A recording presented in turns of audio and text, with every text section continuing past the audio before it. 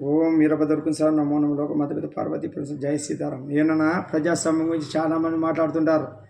మేధావులు పెద్ద పెద్ద పండితుల మీద కూర్చొని చంద్రబాబు ఇట్లా ఇట్లా ఒకప్పుడు చట్టాల్లో ఏదో కరెంటు బిల్లు పెరిగితేనే బషీరాబాద్ పోతే కాల్పులు యుద్ధం చేసినారు, ఏదో యుద్ధం మాదిరి కేటాయించినారు. ఈరోజు ఇన్ని జరుగుతున్నాయి.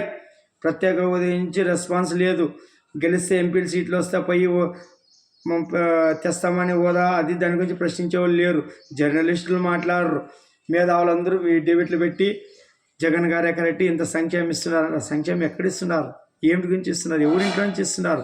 ప్రజల నుంచి ట్యాక్స్ తీసుకొని ప్రజలు సోమరిపోతులు చేయడం సంక్షేమమా? అభివృద్ధి చేయి, డెవలప్ చేయి, పరిశ్రమలు ఏర్పాటు చేయి. ఒక్కొక్క పని 5 మంది బతుకుంటారు. ఎవరు డబ్బు వాళ్ళకి సంపాదించుకుంటే దాంట్లోన ఉండే తృప్తి ఏముంటుంది చెప్పు? ఎవరైనా మనమేమో బెగ్గర్సా, బిచ్చగాళ్ళ? ఒక పింఛన్ అంటే ఆ టైంలో వాళ్ళకి అవకాశం ఉండదు.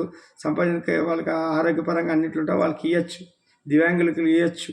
కానీ ప్రతి ఒక్కరికి ఇచ్చుకుంటూ పోతే ప్రజాధనం ఎక్కడి నుంచి వస్తుంది?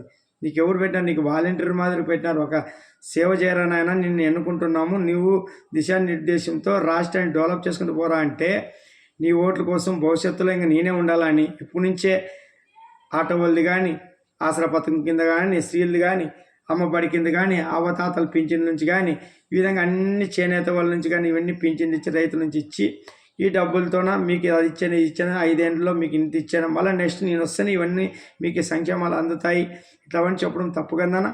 ఎవరున్నా అమలు అవుతాయి. గతంలో ఏం ఆరోగ్యశ్రీతోనే బతికినారా? గతంలో అంతా రాజశేఖర రెడ్డి గారు 2004 నుంచి ఇప్పుడు 20 ఏళ్ళు అయింది. 20 ఏళ్ళలో వీళ్ళు ఎంత డబ్బు సంపాదించారు? ఇన్ని ఆస్తులు ఎక్కడి నుంచి వచ్చినాయి? ఇంత వేల కోట్లకి ఎట్లా, లక్షల కోట్లకి ఎట్లా పడగలెత్తినారు, ఎట్లా శాసిస్తున్నారు? ఇప్పుడు చిన్నది చూసినాం మనం. పెద్దిరెడ్డి గారిది పుంగనూరులోన ఒకప్పుడు సైకిల్ మీద రాజమండ్రిలో జైల్లో వేసినప్పుడు చంద్రబాబుకి సంఘీభావంగా వాళ్ళు పోతుంటే తిరుపతి పోవాలనుకుంటే అడ్డుకొని చూపించినారు. ఏం ప్రజారాజ్యం నడుస్తుందా? మనం ఏమన్నా రాతియుగంలో ఉండామా? తర్వాత ఇప్పుడు రామచంద్ర యాదవ్ ఆయనకి ప్రత్యర్థి, మళ్ళీ ఆయన ప్రచారం చేసుకోకూడదా? ప్రచారం చేసి ఇప్పుడు ఎలక్షన్ కోడ్ నడుస్తున్నప్పుడు ఇట్లుంటే ఒకవేళ ప్రభుత్వం ఉన్నప్పుడు వీళ్ళు ఉన్నిస్తారా? ఇంత బహిరంగంగా ఈరోజు సోషల్ నెట్వర్క్ ద్వారా మన ఆయన ఇంత విస్తరింపు చేసినట్టు కాబట్టి ప్రతి ఒక్క విషయం తెలుస్తుంది. ఎలక్ట్రిక్ మీడియా ద్వారా ఏం తెలుస్తుంది? ఎంతసేపు ఉన్న వాళ్ళకి భజన చేసుకుంటుండాలి. ఈ మేధావులందరూ మాట్లాడాలా. గుడిలో పూజారి ఎందుకు మాట్లాడతారా? గుడిలో వీరభద్రుడు మాట్లాడుతున్నారా? సమాధానం చెప్పాలి. మళ్ళా అందరూ మేధావులే, అందరూ మహానుభావులే. మీకు మీరే భజనలు చేసుకుంటారా నాయన? వాడు తోపు, వీడి తోపు, మహానేత, దివంగత నేత. ఏమరా ఏమి ఇచ్చినారు మీరు?